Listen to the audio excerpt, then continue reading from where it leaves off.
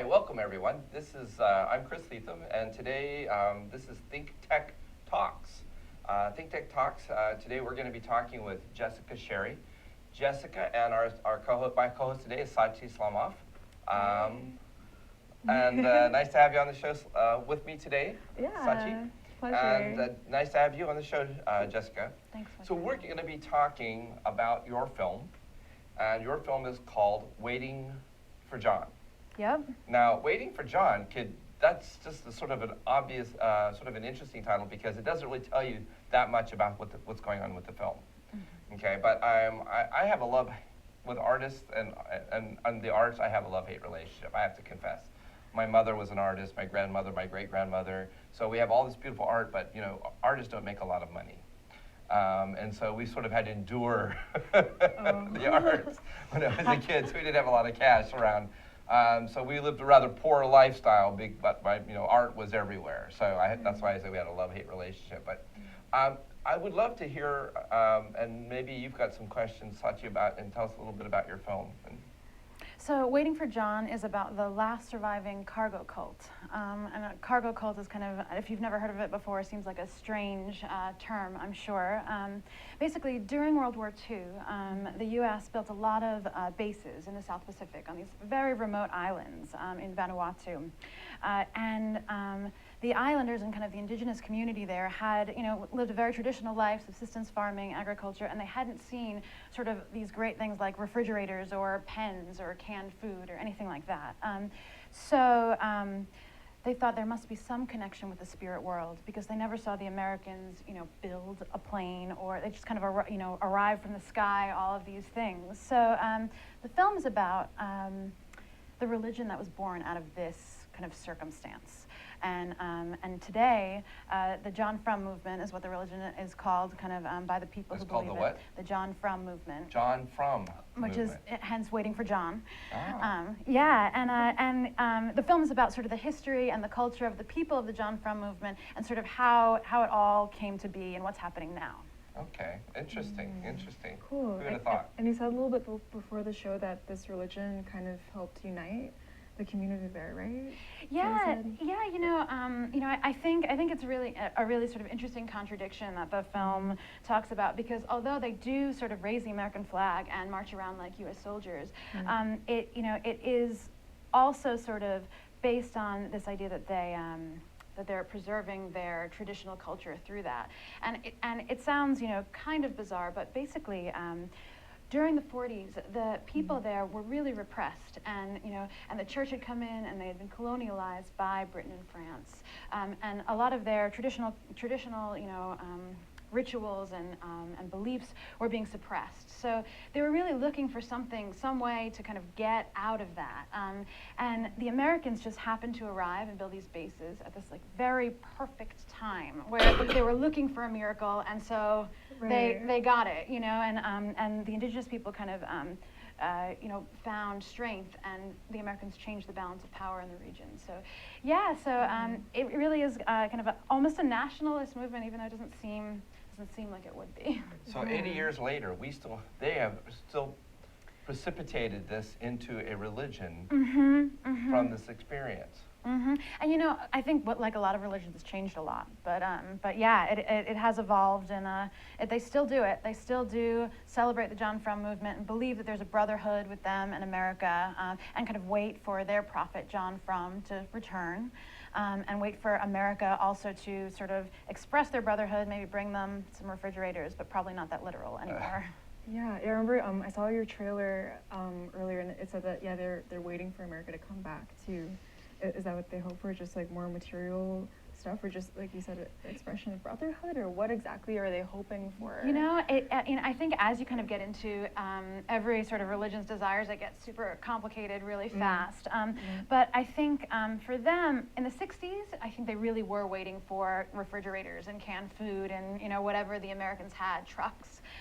But as the people learned where cargo came from and kind of the religion developed, now their desires are much more vague. I think right now they would just accept sort of a recognition that they've been raising the flag for all of these years, and and kind of expressing their respect for America, and maybe America, with all of their riches that they've heard of, I'm sure, could could bring something back to them. So a little bit more vague than refrigerators, but Right. but something. They do believe in a brotherhood. Yeah, I've got to admit, like when I first was like researching your film, I thought that there's this one movie that you guys might know about. It was it Waiting?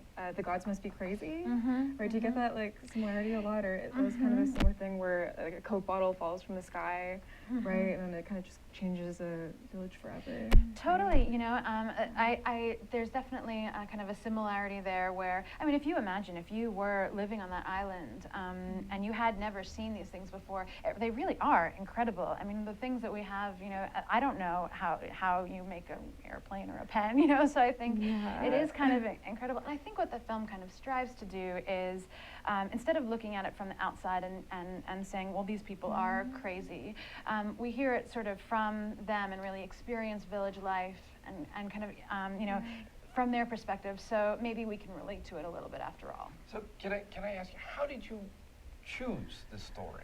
I mean, of all the things that you could do a film about, why did you pick this topic? It's fascinating.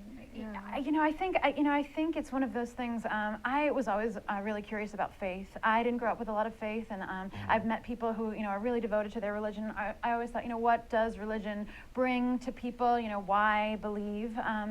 And I started, I think, Googling, religious movements, new religious movements, and the John Frum movement came up, and the cargo cult concept, and I thought that can't exist. That's, I'm sure that's the gods must be crazy sort of idea. Right. It's not real.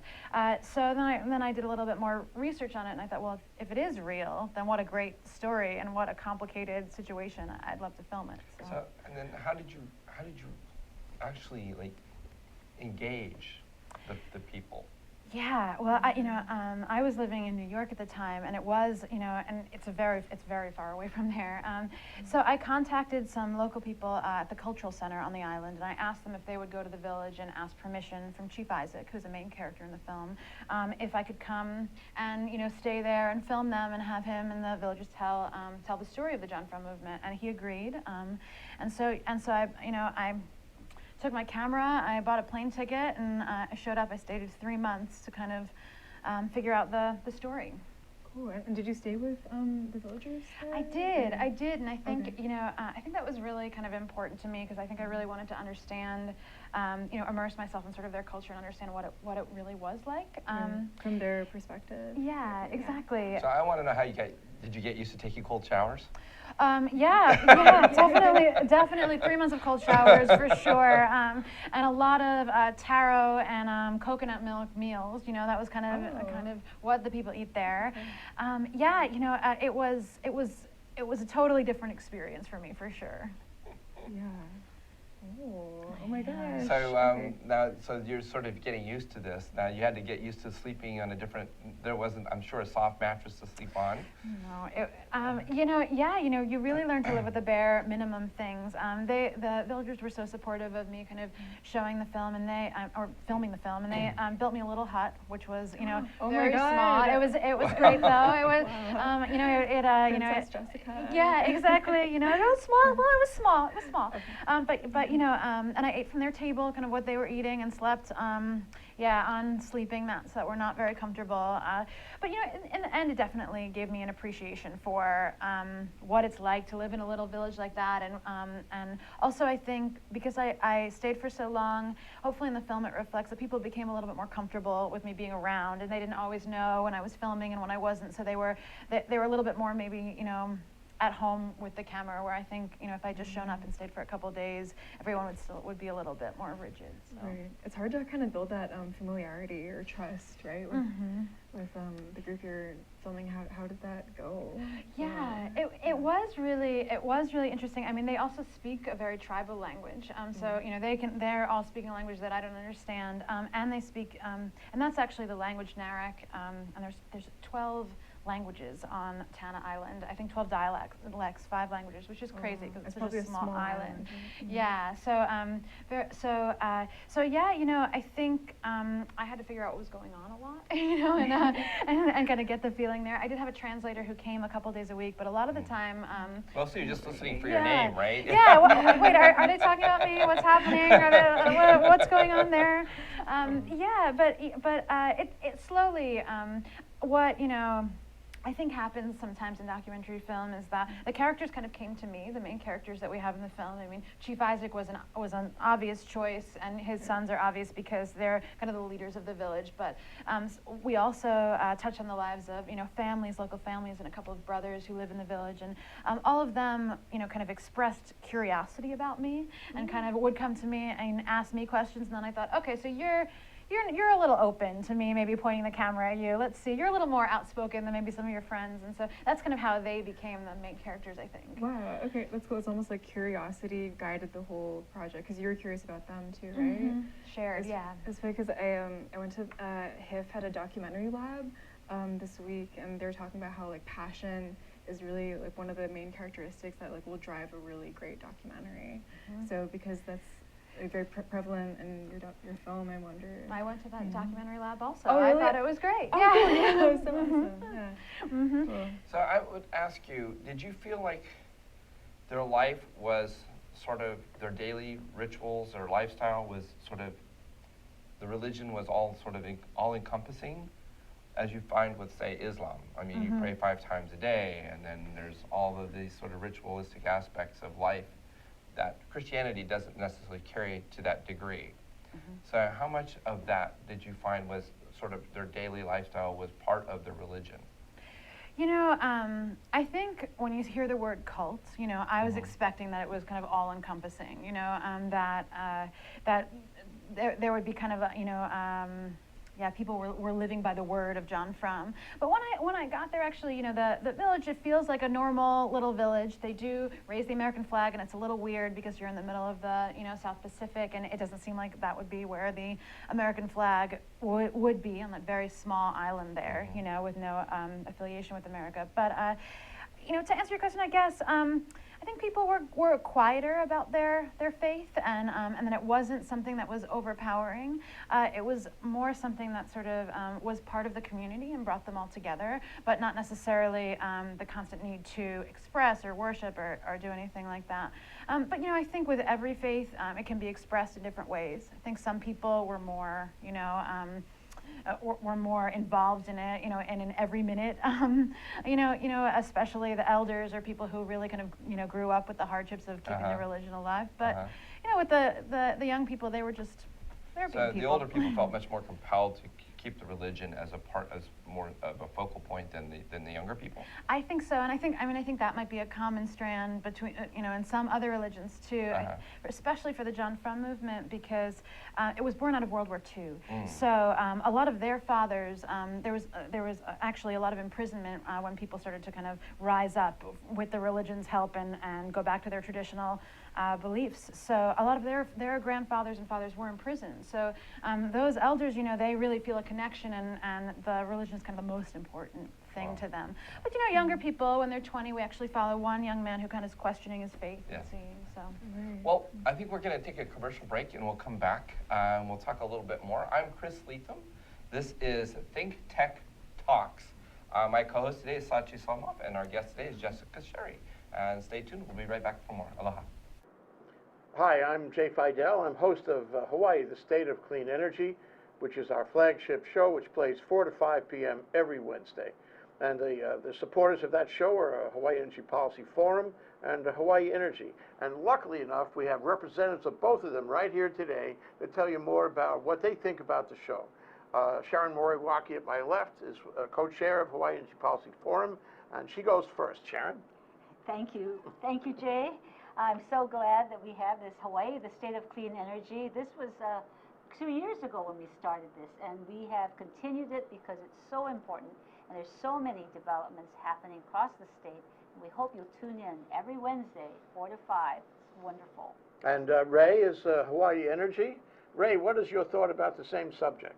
Well, I agree completely with Sharon that we are talking about every Wednesday, 4 to 5. We talk about some of the most important subjects that are affecting the islands now and into the future. Energy, clean energy, we need it. We often run into new ideas that we had not thought about before. We did just today, and I think we're going to have more of that in the future. So come on down and watch us 4 to 5 on Wednesdays, and we'll see what happens. We'll see you then. Aloha. Aloha. Hi, welcome back to ThinkTech Talks. My name is Sachi Slomoff. I'm co-hosting with Chris Leatham, and we're talking with Jessica Sherry, a filmmaker, a wonderful human being, and creative, curious individual who is premiering her film, Waiting for John, at HIF tonight, and it's sold out. Oh my God. And HIF is the Hawaii International Film Festival? Yes. Is that what it stands for? Did I say that right? Okay, great. Good job. Okay. And now, where can people go? Now, where is this film festival taking place? It's at the Dole Cannery Regal Cinemas right there. So Dole Cannery, and tonight the world premieres at 8 p.m. I think that if you arrive early enough before 8, there are still a few tickets that are released right before the screening, so you might get lucky. And it's also playing on Tuesday at 3:45. I mean Thursday at 3:45. Now, can people get the tickets online, or how do they get the tickets? Yeah, so it's sold out, which is really exciting for us. I mean, I'm so excited. so awesome. Yeah, that Hawaii International Film Festival supported the film, and that that people are interested in it. But yeah, they can get the tickets if they show up to the box office. A little bit before the film, and hopefully there's still some left. But like I said, it's sold out, so it's kind of hit or miss. But if they're in Kauai, the Sunday showing is not sold out, so they can see it at Waimea Theater on Sunday. Okay, excellent. Okay. Cool. I didn't know it was going to be in Kauai too. Actually, Yeah. that's awesome. Yeah. Yeah, we're really excited about that too. Going to the neighbor islands and stuff. Yeah. So you got this thing going. Now, my thought is that, like, somewhere along this, as you're filming this, when did you start to get a real sense that you were starting to really understand the religion and the dynamic within the community? Good question. Yeah, it's definitely a process, and I think I was learning the whole time. I'm going to pull that away from Sorry. Mike. Yeah. It was definitely a process, and I think I was learning the whole time. But there was one moment that I really do remember. Was I had been on the island maybe a month or so with the community, and it was the first time that they actually decided to practice the marching. And that's actually one of the clips. I don't know if we'll play it later, but I gotten to know the people. Everything, like I mentioned, seemed pretty normal, like a small village, like you might expect. And then I'm like, okay, this is going to be a great opportunity. We're going to film the marching. And I get all set up, and as I start to do it, I'm like, oh wow, I remember now why I came here, because they're very serious about it. They're very serious about marching around and showing their respect to America. And obviously they've been practicing it for years. And I was like, okay, all right, maybe this is a little crazy. I don't know. So are they going to give the Marine Corps drill team a run for their money? Are they really? They're really good. Are they? They have bamboo poles, and they're really? really good. Yeah. And like I said, they take it very seriously. So. No, they might. What's some other parts of their ceremonial practices besides marching? Is there other parts? Yeah, so one of my favorite things that's kind of a part of their church, as they call it, is that every Friday night the John Frum believers get together, and they, as a whole village, kind of sit in the town square and they play songs. And all the songs are written actually by their ancestors or themselves, and they're all about the John Frum movement and all about their history, their shared history. So they play from dusk, from sunset all the way until sunrise. Now some of the kids and some of the women go to sleep, but the young people really do stay up all night and play until they see the sun as kind of their worship. So this really sort of binds this is the fabric of the community then. This sort of binds the whole community together. And this sort of, to stay up all night long, it's a bit arduous. And they do it. And it is bonding. It is really bonding, and I think that that's something that I kind of came away with from this film. I think that there's a lot of answers to why people believe, and where our ideas of religion come from. But for this community in particular, it really does kind of give them strength to come together like that, and support each other, and really be a community, based around this belief and this religion. So, maybe religion does that for people all over, kind of, strengthens their community, which I think is a beautiful thing. Yeah, amazing. That's pretty cool. Yeah. No matter what the belief is. So. Yeah, it's almost like belief is a practice also just in creativity and imagination, I think, and just by creating art or well, I don't know if I'm going in a totally different tangent, but it is beautiful. Well, yeah, and we were talking a little bit earlier about kind of why people believe in what religion is all about, and for the people here, besides the sort of community building, it also served for them to explain a world that was changing around them and that they had no way of explaining. So when kind of all the things on earth, you no longer can find the answers, and sometimes you look to the spirit world, the gods, what have you, to explain what's happening. And in the same way, you also maybe pray or ask for things that you feel like you can't attain on an earthly path. So maybe you can, hope for and ask for things. Do you feel like these folks are asking for something? Is generally, I guess, you said in not necessarily that they want the U.S. to come back, but they want recognition, or they want to be a part of the United States, or they want to be sort of have more tourism come there, or.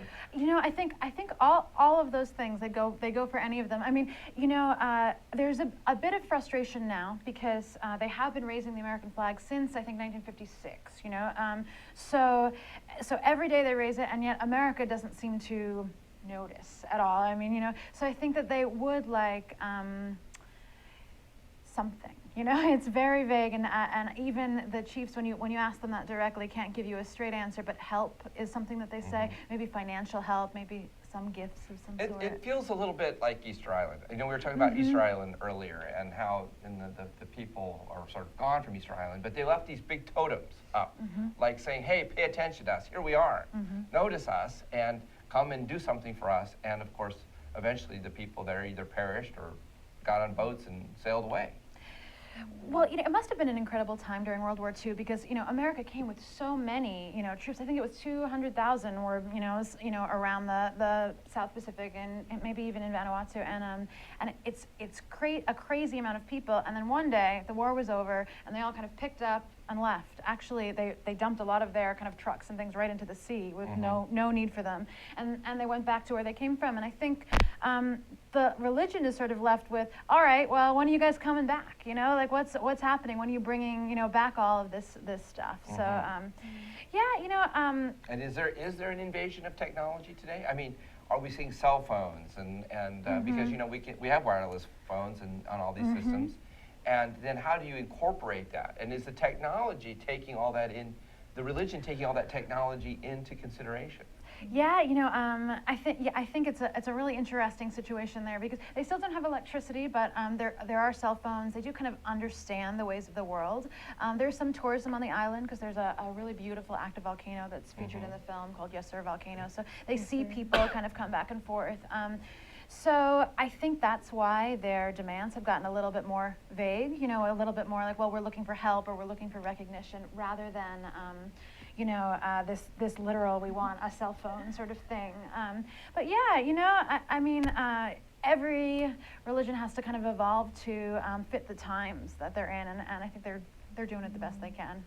Do you think, as a filmmaker, like you come with your camera and stuff, and you like by creating, by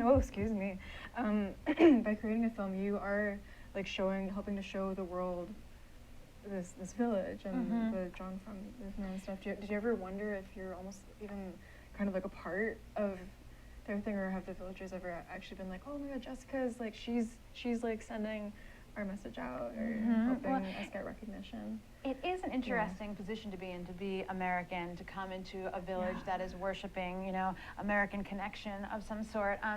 I think that the religion itself is kind of based in so much history and so many.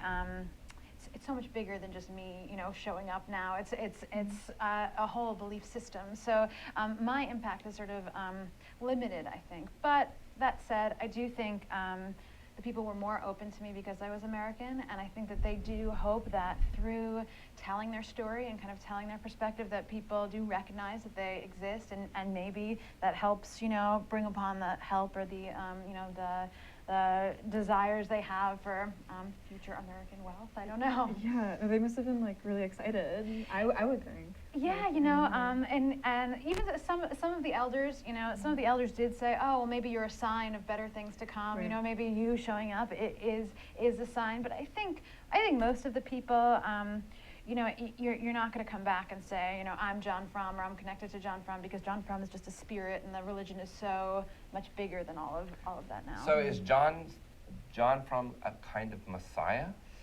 Yes, very similar to a messiah. And no one knows who John Frum was originally. No, like he's kind of, you know, part of the myth. Some people say it was John from America. You know, there's been the story that maybe he was a scout before the war that said, the Americans are your friends and the Americans are coming. I personally don't think it was outside influence. I think it was actually, John Frum was created internally from sort of, you know, the Tannese culture is very based on visions and myths and that sort of thing. So I think they might have created John Frum as sort of a power figure to help join the people together and resist the repression of the colonial rule. And then eventually, when the Americans arrived, kind of it evolved to be this partnership with America that John Frum was representing. So it sort of represented I told you so kind of thing. Here comes the Americans and say, I told you so. And here is our savior, or here are the people that are proving, I told you so, and here it is.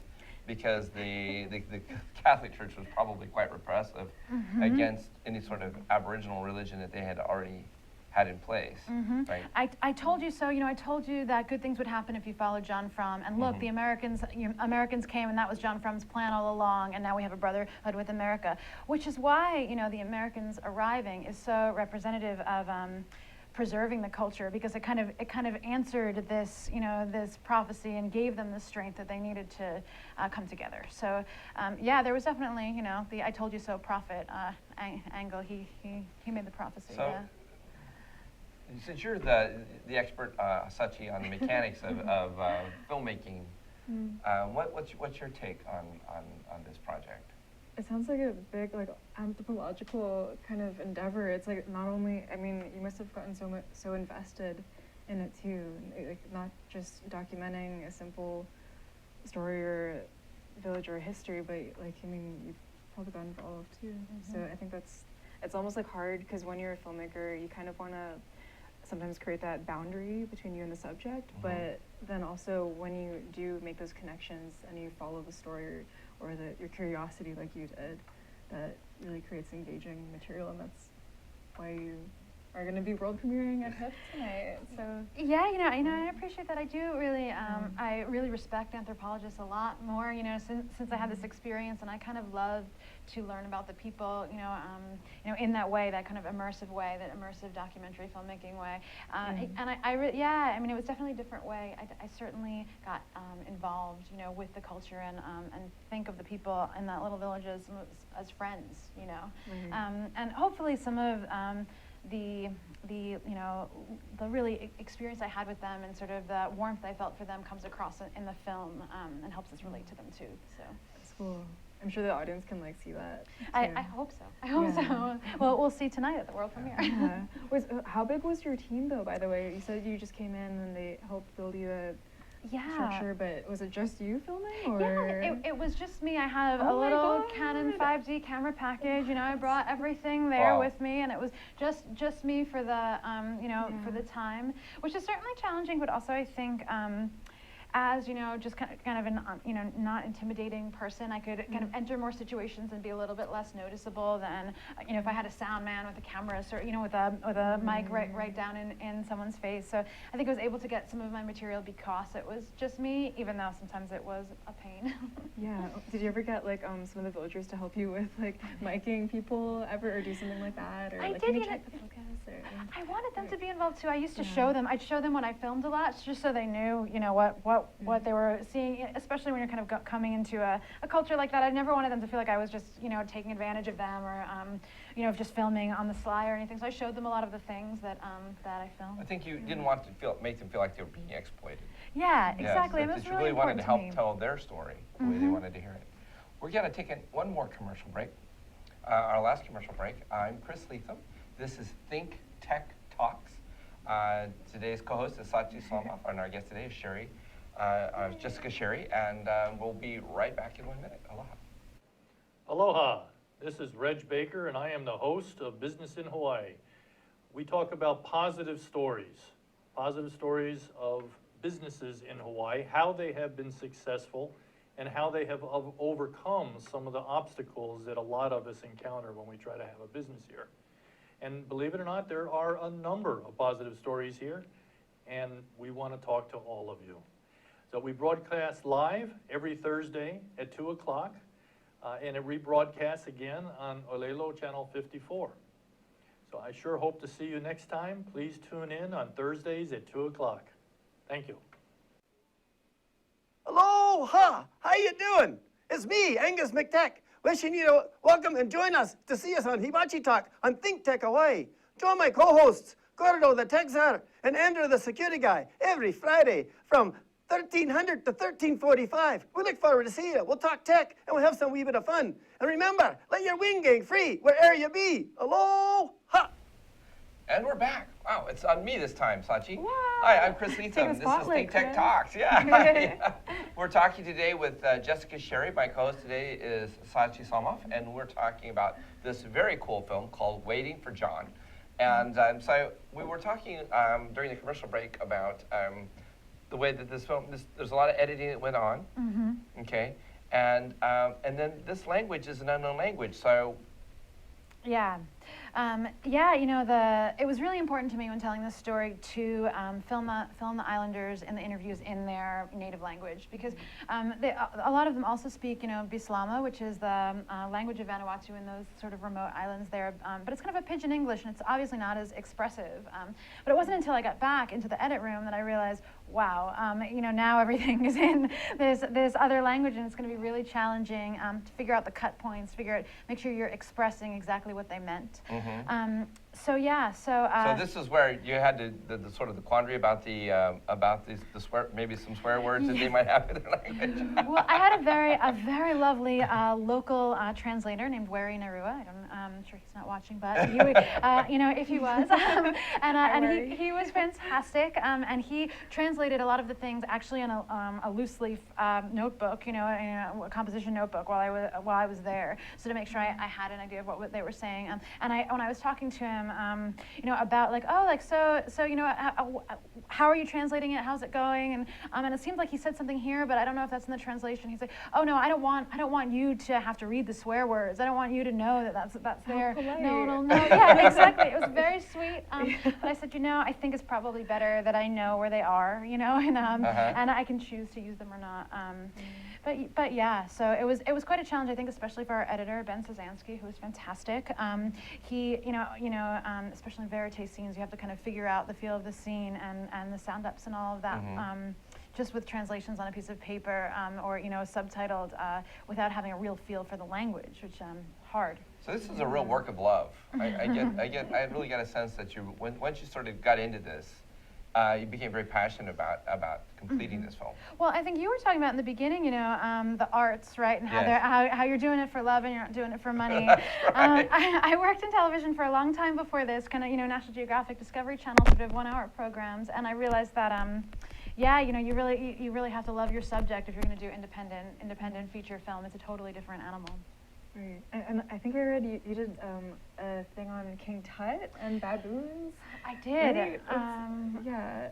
I did, yeah. I think that, I was just going to say that, I think that one of the inspirations for this film was, I lived in Egypt for a year, and we filmed for Discovery Channel the first DNA testing of King Tut. So I kind of followed the scientific team, and I worked with the director on that. Did that help inform, how you produce this? Well, it definitely helped. Being used to I don't speak Arabic, so when you don't speak the language in the room and everyone's talking about you, how are you going to manage that situation? So it definitely helped me there. And also, a lot of a lot of my friends in Egypt really had a strong faith, and so how can you talk about that? So here's a clip for the film. Okay. Well, it looks like it's. And here are our good soldiers. Oh, okay. playing. What do you want to describe this? What's happening? Sure, yeah. So this is their marching practice. So this is kind of the moment I mentioned earlier, the first time that I really saw them march around.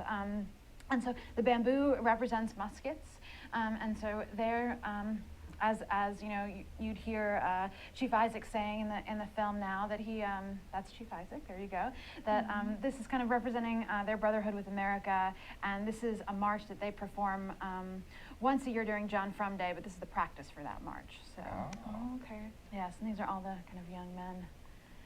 Cool. Now, do they have like drill instructors yelling at them not to move their head and Yeah, things so like so there is a drill instructor, and they take it very seriously. No smiling. I mean, you know, these are guys who are all joking around usually, and they're all very focused, as you can see. It's a very important kind of ritual in the village, you know, and when you're old enough to do it, it's also an honor too to be able to do it. Oh so. yes, it's sort of like a rite of manhood. Yeah, exactly, Yes. exactly. And then you have another clip, Zuri? Do you have another clip for us? No. Okay, all right. Yeah, but I think it's kind of, that was the moment where I was like, oh wow, they really are sort of practicing, you know, marching like they saw during World War II, and that's kind of where the whole religion comes from. So. Wow, yeah, that's very interesting. Can you like brush your hair a little bit? Sure, sorry. Okay. Now you that- said okay. that this film is going to also be shown on PBS. So maybe you could tell us a little bit about that. Yeah, so Pacific Islanders and Communications, which is actually a Honolulu-based organization and part of the Corporation for Public Broadcasting, they were a huge help, and I have to give a shout out, a big thank you to them, because they funded the film through edit and post-production up to this point. And so so they're a part of the Corporation for Public Broadcasting, PBS, and so they have also ushered the film into a series called Pacific Heartbeat, which should be on April and May, I think in Hawaii and across the US. So check your local listings for Pacific Heartbeat when the spring comes around, you know, and the film should be, on PBS then. Okay. So if you miss it tonight. Okay. And I didn't mean to cut you off earlier. You were talking about like just your passion, right, and your love for this film, right? So what kind of really drew you think, initially to their story? You know, I'm fascinated by kind of random corners of the world, I think, and kind of, when I would read about this and just think about this island, I was like, what is it like to be there? And what is it like to kind of, be someone who lives in a small village like that and experience that, that influx of goods during World War II? And wouldn't that kind of spur a religious, movement, or, some kind of explanation? It has to come from there. So yeah, I think I really love to travel as well, and I, like I mentioned, had been working in television. I think I was ready for an adventure, and I think in the beginning I really wasn't sure how it would all work out. If with me and my camera I would really make a film in the end, or if it was just going to be a cool cultural experience, and as time went on, I realized there really is a story that that hasn't been told from this perspective, I think. So. So one of the things I would ask you is, would you like to do another film in this area?